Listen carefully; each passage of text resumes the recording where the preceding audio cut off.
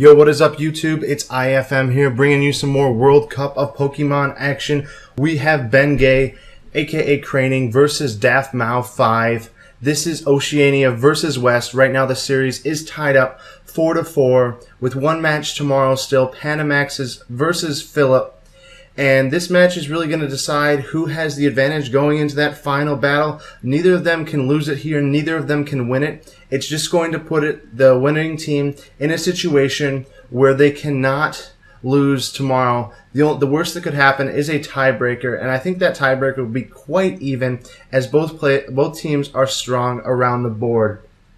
And as you can see for daftmau5, he is bringing some fucking fire. He's got the Mega Houndoom in there, and beyond that, it's a pretty standard team, you know, with your typical mons like Clefable, Latios, Keldeo, Hippowdon, and the Ferrothorn. On Craning's side of the board, it's looking like it's going to be a sub-pass Celebi team, trying to get those passes around to Pokemon like the Diancie, like the Bisharp, like the Keldeo, so they can set up with their respective setup moves. And right off the bat, this is going to be advantage towards Bengay with the Tornadus Therian in against the Keldeo.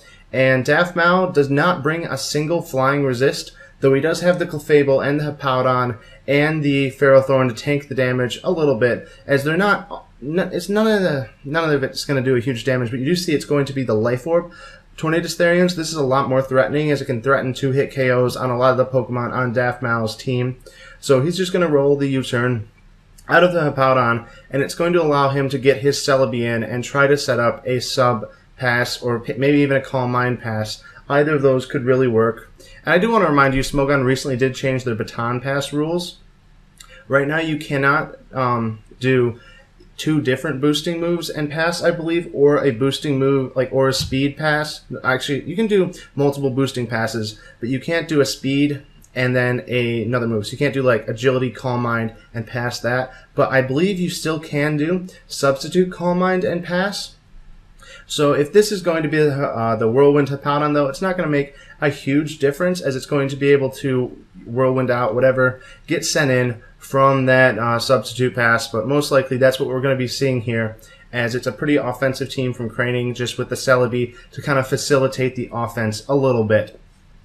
So we do have, right now he's just trying to figure out what exactly he wants to do. I think this might have even been a team he brought earlier on in the tournament.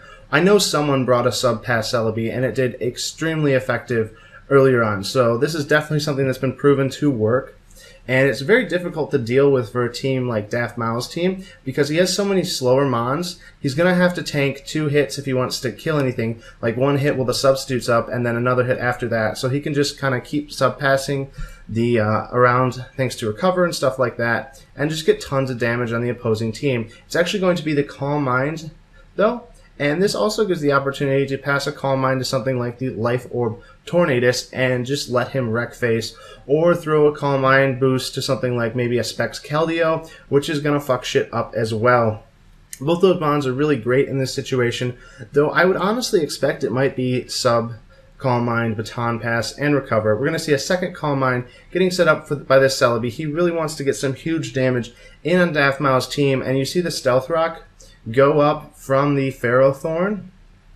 So he's just trying to, you know, prevent a little bit later on in the game, and you see the Giga Drain is going to get fired off from the Celebi as it gets hit in the face with the Gyro Ball. So that's going to do a decent amount of damage, and it kind of reveals his stab move right there. So Houndoom is going to be very effective in checking this, especially with no rocks up on his side of the field, as it doesn't really care at all about a Grass Knot at all. So Houndoom is going to be able to come in and do big damage. And that's another thing I should highlight, is that it's going to be very difficult outside of the Diancie, which is going to get worn down over time thanks to the Stealth Rocks and repeated switching into the fire moves for Craning to check this Houndoom, because you obviously got stuff like the Fire Blast, you have stuff like the Dark Pulse, and all of those are going to be doing massive damage on Bengay's team. So he's just going to go for the Recover right here as he eats another Gyro Ball to the face.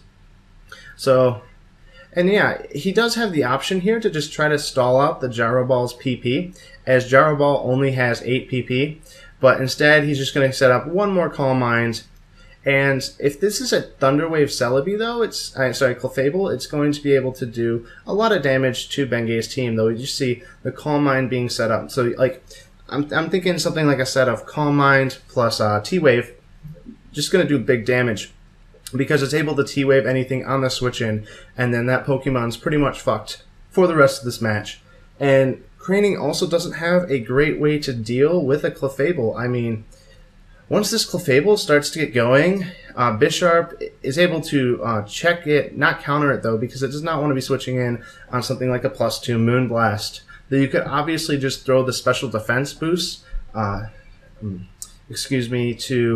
to that Bisharp and get him going a little bit with that. And we're finally going to see this baton pass here from Bengay. It's going to be very interesting to see what he decides to switch into this. He ends up going with the Diancie, and the Diancie, I don't believe at this point it's going to 2-hit KO, though there's always the possibility. Actually, it probably is going to, because Diancie is strong as fuck, but it really...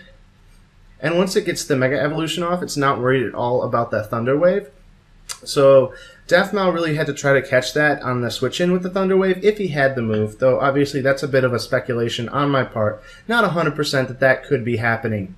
So Clefable versus Diancie right now, and Diancie is going to be able to threaten a lot of daftmau's team, as honestly this could be a sweep right here depending on the movesets for daftmau's Pokemon, because Diancie is going to be outspeeding the Keldeo and fucking that up. Not going to really care a ton about the Latios, though it does have to worry about a Psyshock to the face, plus something like a Moonblast. And if it's HP Fire, it's going to be dealing quite easily with the Ferrothorn, though if it's Earth Power, on the other hand, that's going to be a little bit more difficult. And it can also obviously just set up a Rock Polish right here and just get fast as fuck, and then not have to worry about something like the Mega Houndoom revenge killing it with just by the sake of being faster, though I do believe Houndoom is slower before Mega Evolution, and obviously it has not gotten that off yet. So right now, Diancie versus Clefable, instead just going to go fire off the Moonblast, and as you can see, that's not really doing anything to that Clefable. So he decided not to Mega Evolve that first turn, not to, risk anything, and as you can see, he goes for the Mega Evolution the second turn, fucking big plays, gonna go for the Diamond Storm this time around, get the defense boost, and this is probably the game, guys. Defense, assuming HP Fire, because the defense boost is going to mitigate the damage from something like a Scarf Secret Sword, it's going to mitigate the damage from a Psyshock, and it's going to be extremely difficult for daftmau to deal with this. Diancie is just going to put in some massive work right here. It's going to kill at least 2 Pokemon, most likely more.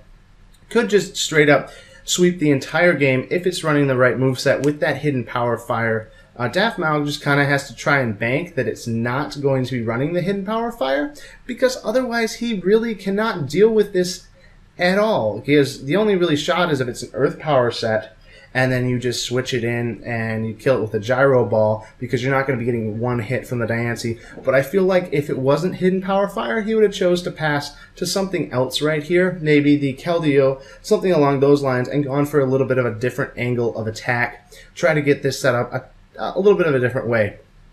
Though if it is Hidden Power Fire, obviously Latios is going to get the speed win over it, since it won't. The Hidden Power Fire does lower the IV of the speed down to 30. So as you see, Keldeo comes in, most likely going to be a Scarf Keldeo, because otherwise it has no business trying to deal with the Diancie. It's probably just going to eat a Moonblast either way, but at least it can get a little bit of damage up with that Secret Sword. But obviously that +1 defense boost is just critical here for Bengay. He's just got a massive advantage here with the Diancie, and it's going to be extremely difficult for daftmau to win this game, because you also have to consider you have a bit of a, you're going to get damage for sure on the Keldeo, you're going to get damage for sure on the Latios, and then you're left with 3 Mons to try to prevent another Celebi bullshit going on there. You got to deal with the Keldeo with just 3 Mons when it can, deal very effectively with Ferrothorn